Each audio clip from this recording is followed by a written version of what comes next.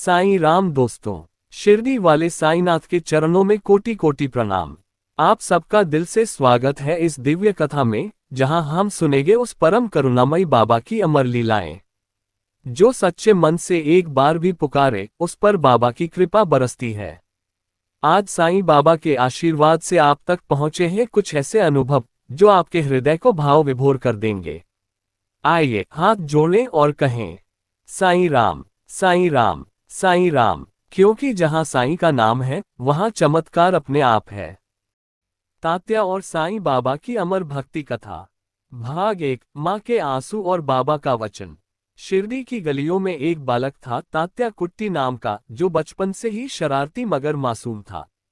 उसकी माँ बाईजा माई बाबा को अपने बेटे की तरह मानती थी और बाबा भी उन्हें माई कहकर बुलाते थे।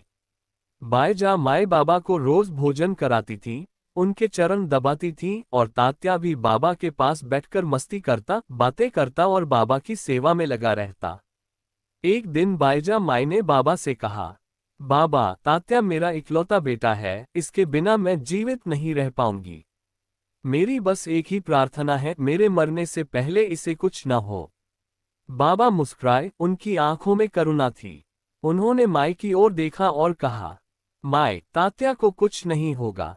जब समय आएगा मैं उसकी जगह अपने प्राण दे दूंगा। बाईजा माई की आंखें भर आईं। वह जानती थी कि बाबा जो कहते हैं वो जरूर करते हैं, मगर कौन जानता था कि ये वचन एक दिन सत्य हो जाएगा। तात्या और साईं बाबा की अमर भक्ति कथा।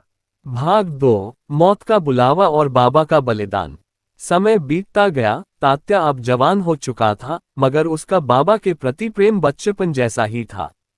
वह रोज बाबा की सेवा करता, मंदिर में रहता और अपने दिन की शुरुआत बाबा के चरणों से करता। साल 1918, विजयादशमी का दिन, जब सारी शिरडी दीपों से जगमगा रही थी और भक्तजन बाबा के दर्शन को उमड़ पड़े थे। लेकिन उसी रात तात्या की तबीयत अचानक बिगड़ने लगी।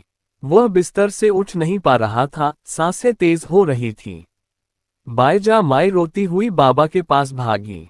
बाबा, आपने वचन दिया था, मेरे तात्या को कुछ नहीं होगा। देखिए उसकी हालत कैसी हो गई है। बाबा शांत थे, मगर उनकी आंखें गीली थीं। उन्होंने अपने कमरे में जाकर द्वार बंद कर लिया और बोले, हे परमेश्वर, मेरे भक्त के जीवन को बचा ले, अगर किसी को जाना है तो मुझे ले चल। और फिर बाबा ध्यान में चले गए। दूसरी ओर तात्या की सांसें धीमी होने लगीं, मगर चमत्कार हुआ। जैसे ही बाबा ने गहरी सांस ली, तात्या की सांस